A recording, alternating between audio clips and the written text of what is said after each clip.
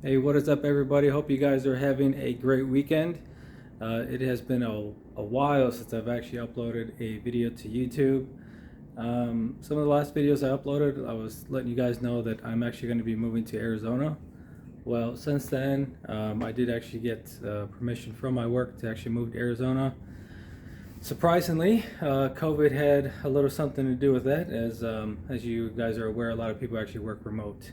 And it seems like for a lot of companies, letting people work remote is kind of the norm nowadays. It's a really nice day here in Chicago. I think it's like 95 degrees, something like that right now. And as you can see, we're coming out of COVID. And right there, lots of people down there. A lot of the bars and clubs, restaurants have been pretty packed, so it's nice to see everybody out enjoying themselves again. But I actually just wanted to go over my move to Arizona and kind of talk about the whole buying process. So when we actually started looking, I actually started looking somewhere like around October, and then I went out to visit Arizona, and I think it was like in November.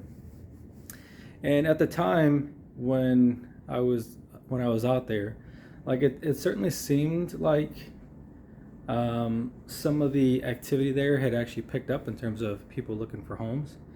And it wouldn't be till a few months later that we realized we actually got in at a really good time in terms of buying in Arizona.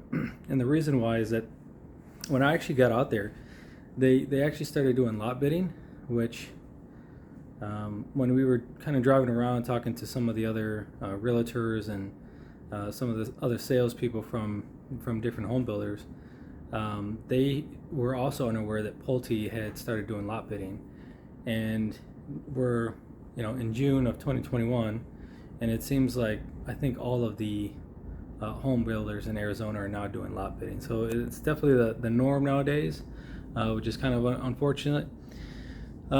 Since we actually purchased our home, for, I think it was 243, and now that exact same home, I think the very last one actually sold for 335 is what it was brand new. So if we were to buy that home brand new plus all the options, I think we'd be close to 400,000.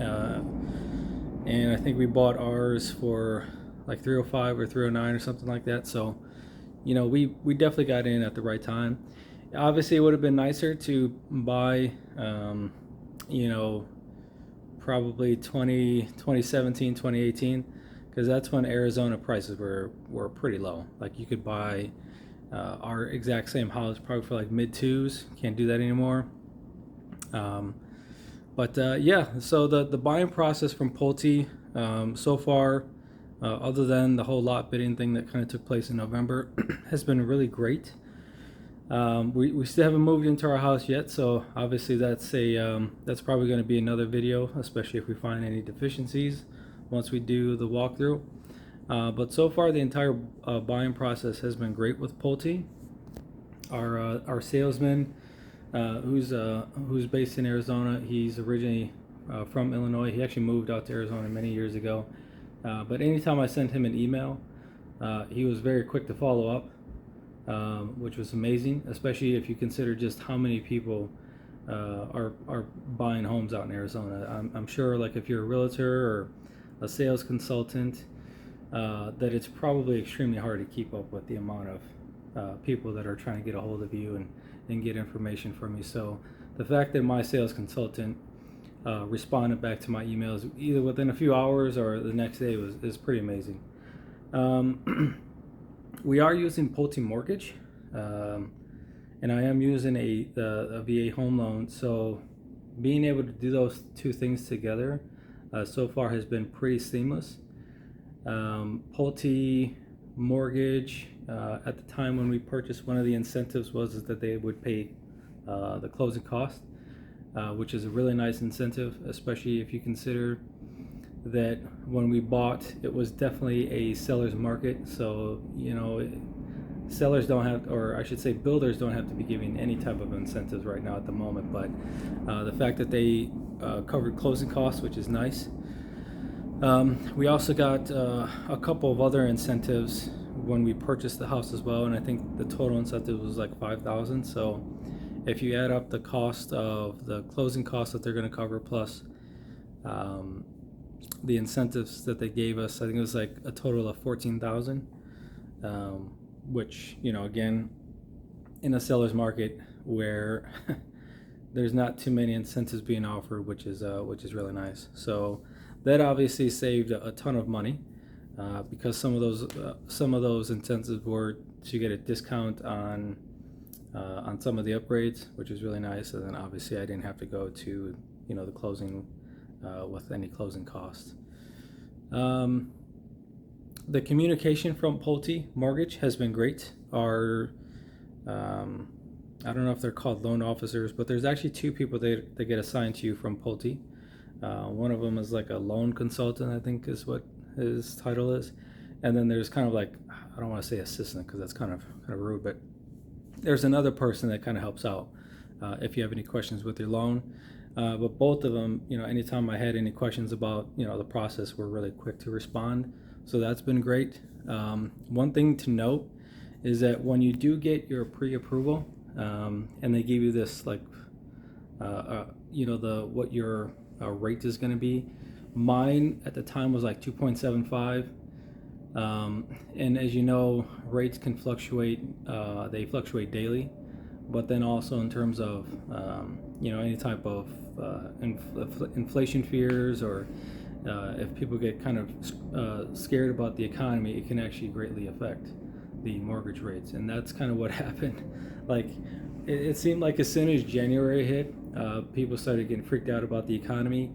And with that, the 10-year Treasury note, which is greatly influential on the mortgage rates, it started creeping up like really fast. And, it definitely seemed like we were well on our way to, potentially hitting 4 or 5% in terms of mortgage rates.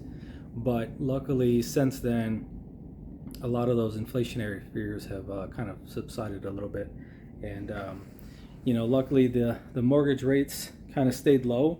So I was able to lock in a rate under 3%, which, if you look at mortgage rates since the 1970s, I think like in the 80s, mortgage rates hit like 16 or 17%, which is just absolutely insane.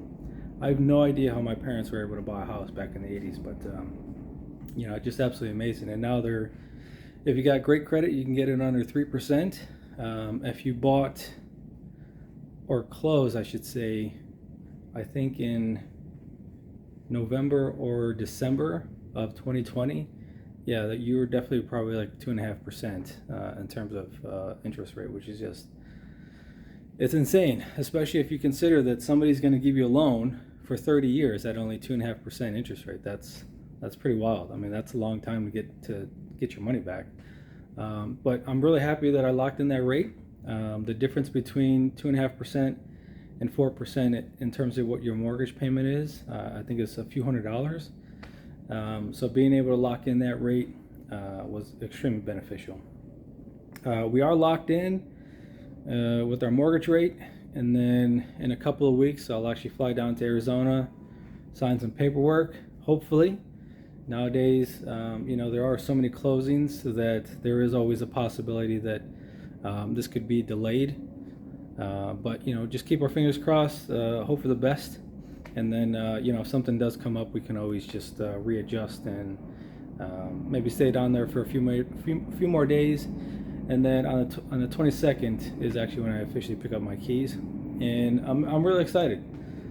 I love Chicago. I love Chicago during summertime. Like, to me, this is like when Chicago is at its best, right? I mean, look at it. It's absolutely gorgeous out there. And then, I don't know if you guys can see it, but way over there is Lake Michigan. So if you ever hang out in Chicago during summertime, you'll actually hear, these giant ships out there. They blow their horns, and it sounds like you're pretty much on the ocean. So I love Chicago. If I had enough money, I'd have I'd keep this apartment if it was for sale, and then have my other place in Arizona. But unfortunately, I'm not a baller like that, not yet. But maybe in the future I can definitely have a place here and come visit during summertime. But at the moment, I'll be honest, I am actually mentally checked out of Chicago. I'm kind of anxious and excited to move into my first house. I do have a ton of, do-it-yourself projects planned. One of those being is I definitely want to get my garage in order when I get there. So I've been looking for a few flooring options, and I think I'm gonna do like a race deck, or I know Swiss Tracks is another one that a lot of people use that I've been looking at. Garage storage systems. So one of those is a brand called New Age cabinets. Those look really nice. I was thinking about doing a mini split for the garage, because I do want to put a gym in there, and I was going to do the Mr. Cool DIY mini split system, but those things have just they've doubled in price because of coming out of COVID. When I was looking at the system, I think it was like around $900, and now you can't find those things under like $1,600. So I might have to hold off on that, or try doing maybe like another brand that is mostly DIY, and then from there just kind of I don't know. I don't think the self install is going to be as easy as Mr. Cool, because they pretty much include everything that you need in order to store one of their to install one of their DIY systems. So there's that. What else was I going to do? I thought about putting a TV in there, but I think that's going to be a little bit overkill. Originally I just wanted to do the AC to keep the garage under a manageable temperature. As you can imagine, Arizona, it's 115 degrees out. You have a garage with no AC, it's probably going to be super hot in there. So I just wanted to get an AC that would keep things at a manageable temperature. And then from there, I'd also be able to work out in the garage. I know some of you are thinking, like, there's no way that you would ever work out in the garage when it's like 90 degrees, but I'm moving to Arizona because I love the heat. And I know for a lot of people out there, like you just couldn't do it. But I don't know, there's something wrong with me. There's something wrong with me if I love it when it's hot out. Like right now it's like 95. If I were still living in Chicago, I'd probably be out there right now. But I'm just kind of mentally checked out right now. So what else was I thinking about doing to the garage? Obviously being able to park my car in the garage. I do have a Tesla. I think if you've seen some of my videos, you guys know that I have a Tesla Model 3. It's going to be nice to be able to have my own at-home charger. So right now, in the city of Chicago, if I want to charge, they do have superchargers all over the place. Some of those superchargers are in garages where you have to park, or you have to pay to park. And as you can imagine, in Chicago, it is not cheap to park. But there is a place right by Goose Island. It's on North Halstead, where it's the superchargers are in a garage that has like a Moriano's, has a movie theater, so you can actually go there and then supercharge. We have free supercharging until June, and then from there, once you're done supercharging, you just take your ticket and get it validated. And so most of the time when we go there, it's free. So that's been extremely helpful. So now it's going to be nice to just be able to plug in my car in my garage and not have to worry about going to a supercharger, because it definitely seems like Arizona is a little bit far behind in terms of superchargers. They do have them there, but I want to say most of those superchargers are like the first gen, or maybe the second gen. No, the second gen of the superchargers, which is, I think that goes up to like 150. Yeah, I think it's like 150 kilowatts or something like that. It's still considered supercharging, but it's not as fast as their V3 version. So and they're not exactly near where we are. But then again, where we're moving at in Arizona is pretty far out there. So either way, it's nice to have my own charger. When I had the option to actually choose what options that I wanted in the garage, I did actually have them put in a 50 amp, and then from that 50 amp there was a receptacle. I think it's like a 1450 receptacle. So I did buy the adapter from Tesla. So that was, I think that adapter was like $35. But either way, it's definitely going to be nice to have that. And then my car definitely needs my car's paint definitely needs some TLC. Parking in the garage that I do now, it's a really nice parking garage. It's actually it's over that way, so it's a couple blocks that way. So it's super convenient for me. But unfortunately, a lot of the pipes in that garage, I'm assuming from like condensation, the rust that forms on the pipes, it does leak on my paint. And yeah, unfortunately, it needs a good clay bar. The paint needs to be maintained. I do try to wash it as much as possible, but either way, I'm definitely very excited to do to keep my car a little bit more detailed as I would like. But unfortunately, when you live in a city like this and you have a car, because technically I don't need a car, but when you have a car in the city like this, it takes its abuse, unfortunately. Yeah, so that's been pretty exciting. I've also been looking at a lot of furniture as well, which is always interesting how you kind of figure out what type of furniture and what type of style that you like. I'm a big fan of mid-century modern, which, if you're not quite sure what that is, it's the style from like the late 1950s to late 1960s. So again, it just blends like a little bit of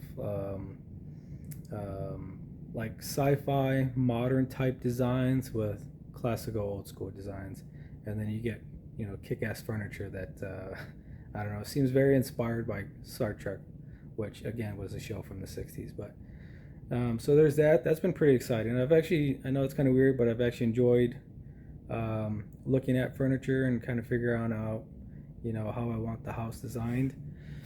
The apartment that we have here is a little over 900 square feet, but our place is going to be close to 1,900 square feet, so we'll have double the space, and so a lot more room for activities. And yeah, what else? Oh, a pool. We're going to be putting in a pool.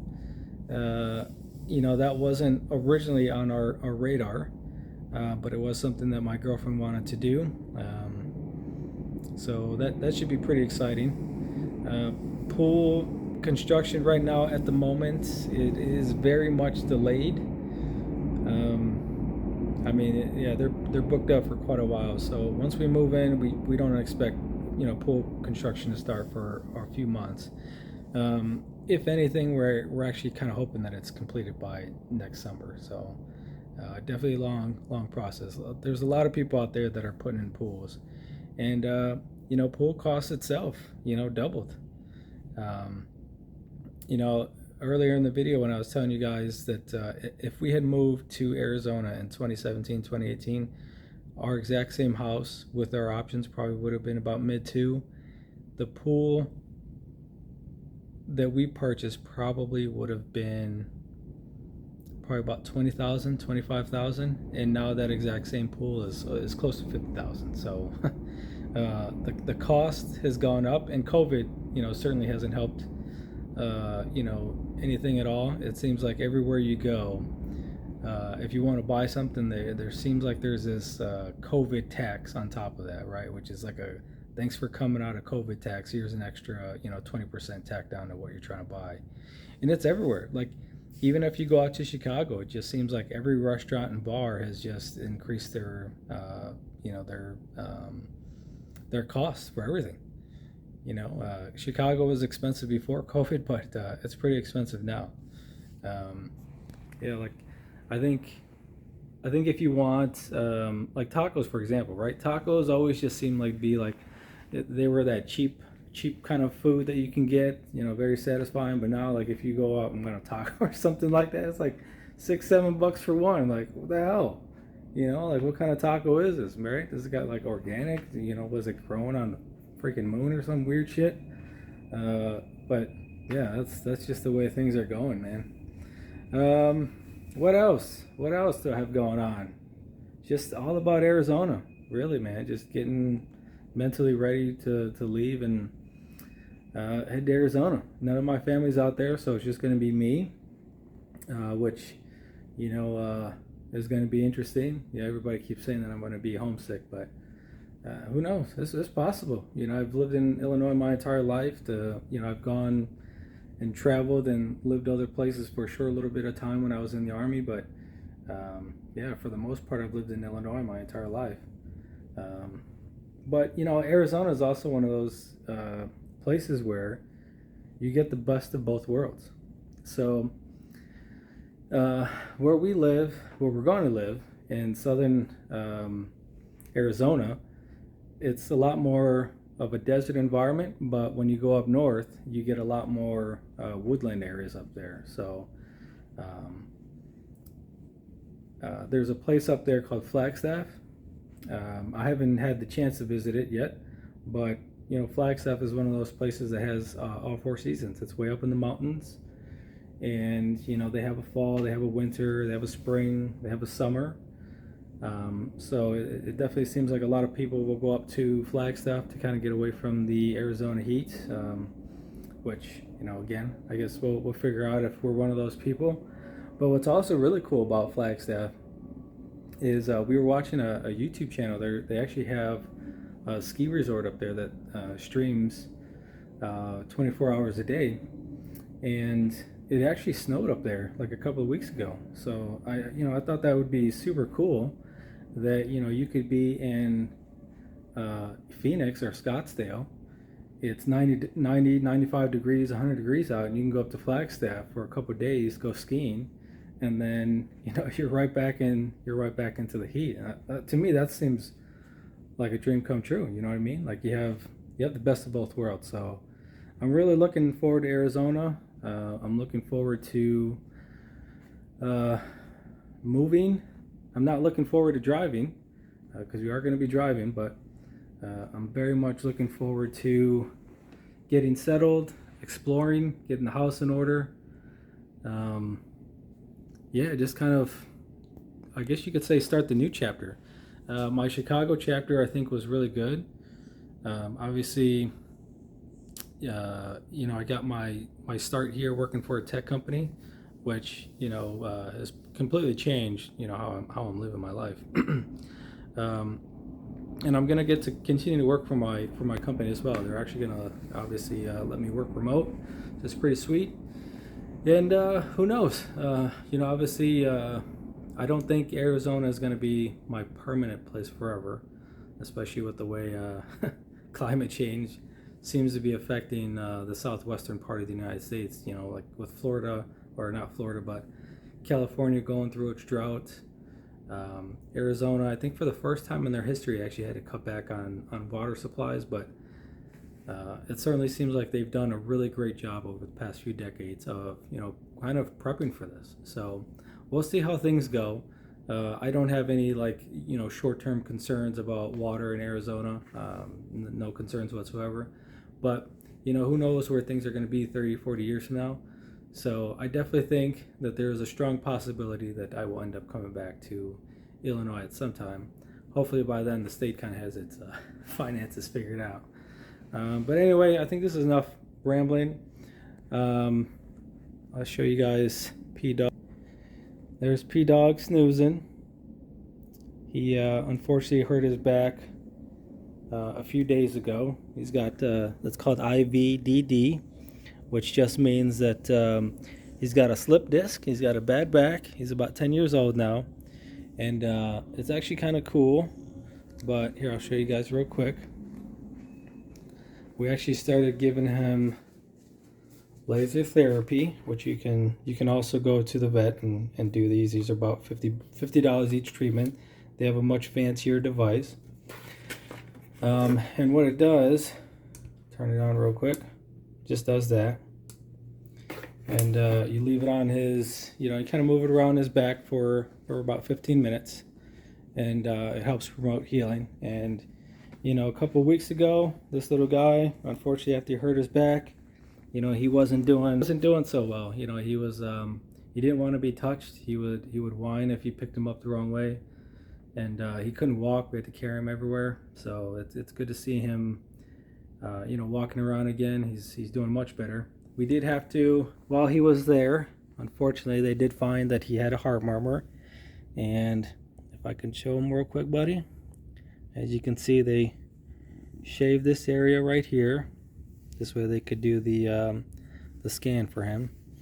And it's really interesting too, because this area here, without all of his fur, is actually cold to the touch. So it's really amazing how his little short hair actually keeps him warm, and then this part is actually very cold. So who knows, maybe next time you see him, we're moved to Arizona, maybe we'll end up having to shave him. This way he can stay nice and cool there. But yeah, glad that he's doing much better. We got a few more years with him, so hopefully he's not he doesn't have any type of paralysis in the future, because unfortunately that is something that is very common with beagles and those little wiener dogs. They get like a little bad back right over here, and eventually they can't use their back legs because they go through paralysis. We've taken really good care of him over the few years, and we buy him really good food. We take him to the vet every 6 months. I think he goes to the doctor more than I do to get checkups, which I should probably do that, especially since I'm getting older. But he just loves jumping off the couch and jumping off the bed. Like, he loves flying off it. Like, he'll come in after we take him out at night, and he'll like do laps around the entire place, and then he'll jump on the couch, and then he'll like fly off of it. You can probably hear his food. There he goes. And then he'll run into the bedroom, he'll jump on the bed, and then he'll just like fly off of the bed, and unfortunately for him, it just kind of caught up with him. So you probably saw his stairs. We got him little stairs. We are going to get him another ramp for the house in Arizona. Right now, because as you can see, we got all of our stuff pretty much packed up. Our mattress is on the floor. That's been nice that he can just walk up on the mattress and lay down. He doesn't have to, we don't have to have a concern about him jumping up on the bed when we're not around, because at the moment we do actually prevent him from jumping. And I think that's just going to be the way it is going forward with him. So, but yeah, very excited. We'll see how he does in the heat. He does not like it when it's hot here. When we go out on the dog run, he'll actually start like slowly limping, because it's really strange. Like this time of year, like around 4:30 to 5:30, the sun will hit one of these skyscrapers, and then it's like a magnifying glass of heat right on the dog run. And so, like, I don't know, I think it might be a little too hot for his paws, and then he'll just slowly start like limping, and then we have to pick him up and carry him in, because he'll basically just sit down. He won't do anything. He won't move. He does that too during the winter time, when it's like below freezing. If it's too cold, he'll just stop walking and just literally just sit down. I mean, he has like zero self-preservation skills. So we always have to kind of pick him up and bring him in. So we'll see how he does in Arizona. Unfortunately for him, he's got no choice. So, well, that's another thing. Building the dog run. I'll have to do some research on making a good dog run for him. But anyway, well, I think I've talked long enough. This is like a half an hour of me just talking about Arizona, and moving to Arizona, and talking about mortgage stuff and looking at furniture. But that's P-Dog, looking handsome as usual, right, buddy? All right, I'll let you guys go.